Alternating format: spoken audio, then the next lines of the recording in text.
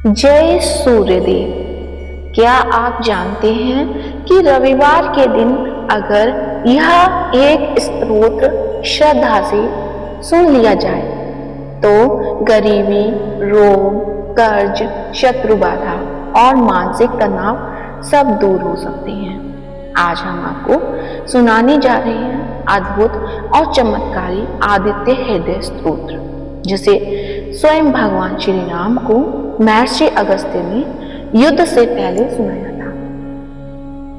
आज रविवार है। अगर आप चाहते हैं भाग्य में तेजी से बदलाव तो इस वीडियो को अंत तक जरूर सुनिए और चैनल मायरा वॉइस ज्ञान को अभी सब्सक्राइब कर लीजिए, क्योंकि आज का यह स्तोत्र आपका जीवन बदल सकता है।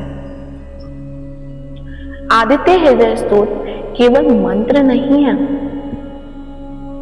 यह सूर्य भगवान की संपूर्ण शक्ति का स्तवन है। यह स्तोत्र वाल्मीकि रामायण के युद्ध कांड में वर्णित है। जब भगवान श्री राम रावण को युद्ध करते देखकर थक गए, तब महर्षि अगस्त्य प्रकट हुए और बोले, सभी के हृदय में रमण करने वाले हे महाबाहो राम, यह गोपनीय स्तोत्र सुनो। यह स्तोत्र के जप से तुम अवश्य शत्रुओं पर विजय पाओगे। यह आदित्य हृदय स्तोत्र परम पवित्र और सभी शत्रुओं का विनाश करने वाला है।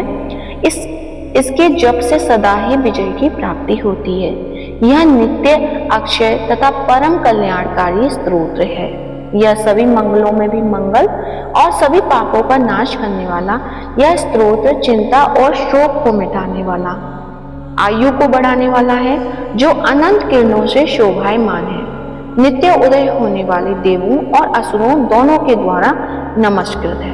तुम विश्व में अपनी प्रभा फैलाने वाले संसार के स्वामी भगवान भास्कर का पूजन करो। सभी देवता इनके रूप हैं। ये देवता अपने तेज और किरणों से जगत को स्फूर्ति प्रदान करते हैं। ये ही अपनी किरणों से देवता और असुर गण आदि सभी लोगों का पालन करते हैं।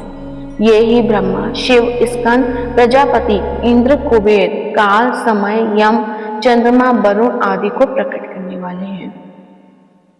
ये पितरों, वसु, साध्य, अश्विनी कुमारों, मरुदगण, मनु, वायु, अग्नि, प्रजा, प्राण और ऋतुओं को जन्म देने वाले प्रभा के पुंज हैं। इनके नाम आदित्य, सविता, सूर्य, खग, पूषा, गविष्यमान, सुवर्ण सदृश, भानु, हिरण्यता, दिवाकर और हरिदर्श, सप्ताची, सप्तती, मिर्चिमान, तिम्रो, मंथन, शंभु, त्वष्टा, मातंग, अंशुमान, हिरण्यगर, शिशिर, तपन, भास्कर, रवि, अग्निगण, आदित्य पुत्र, शंख, शिशिरनाशन और व्योमनाथ, तमभेदी, ऋग, यजु और सामवेद के पारगामी, धन, वृष्टि, अपाम मित्र, आकाश में तीव्र गति से चलने वाले, आठवीं मंडली, मृत्यु, पिंगल, सप्तापन, सभी को तप देने वाले, कवि, विश्व, महातेजस्वी, रक्त, सबकी उत्पत्ति ये कारण है। नक्षत्र, ग्रह और तारों के अधिपति, विश्व की रक्षा करने वाले, तेजस्वियों में तेजस्वी और द्वादशात्मा को नमस्कार है। पूर्व गिरि उदयाचल तथा पश्चिम गिरि अस्ताचल के रूप में आपको नमस्कार है। ज्योति गणों के स्वामी तथा दिन के अधिपति को नमस्कार है। जो जय के रूप है, विजय के रूप है, हरे रंग के घोड़ों से युक्त रथ वाले भगवान को नमस्कार है। सहस्त्रों किरणों से प्रभावान आदित्य भगवान को बारंबार नमस्कार है। उग्र, वीर तथा सारंग सूर्य देव को नमस्कार है। कमलों को विकसित करने वाले प्रचंड तेज वाले मातंग को नमस्कार है। आप ब्रह्मा, शिव, विष्णु के स्वामी हैं। सूर्य आपकी संज्ञा है। यह सूर्य मंडल आपका ही तेज है। आप प्रकाश से परिपूर्ण हैं। आपको स्वाहा करने वाले अग्नि स्वरूप हे रौद्र रूप आपको नमस्कार है। अज्ञान, अंधकार के नाशक, शीत के निवारक तथा शत्रुओं के नाशक आपका रूप अप्रिमेय है। दोनों का नाश करने वाले देव और सभी ज्योतियों के अधिपति को नमस्कार है। आपकी प्रभा तप्त स्वर्ण के समान है। आप ही हरि संसार की रचना करने वाले, तम के नाशक, प्रकाश रूप और जगत के साक्षी आपको नमस्कार है। हे रघुनंदन, भगवान सूर्यदेव ही सभी भूतों का संहार, रचना और पालन करते हैं। यही देव अपनी रश्मि से तप और वर्षा करते हैं। यही देव सभी भूतों में अंतर स्थित होकर उनके सो जाने पर भी जागते रहते हैं। यही अग्निहोत्री कहलाते हैं और अग्निहोत्री पुरुषों को मिलने वाला फल है। यही वेद, यज्ञ और यज्ञ से मिलने वाला फल है। यह देव संपूर्ण लोगों की क्रियाओं का फल देने वाला है। राघव विपत्ति में, कष्ट में, कठिन मार्ग में और किसी भय के समय जो भी सूर्यदेव का कीर्तन करता है उसे दुख नहीं सहना पड़ता। तुम एकाग्रचित होकर इस जगतपति देवादिदेव का पूजन करो। इसका आदित्य हृदय स्तोत्र 3 बार जप करने से तुम अवश्य ही युद्ध में विजय पाओगे। हे महाबाहो, इसी क्षण तुम रावण का वध कर सकोगे। इस प्रकार मुनि अगस्त्य जिस प्रकार आए थे उसी प्रकार लौट गए। तब इस प्रकार सुनकर महातेजस्वी राम जी का शोक दूर हो गया।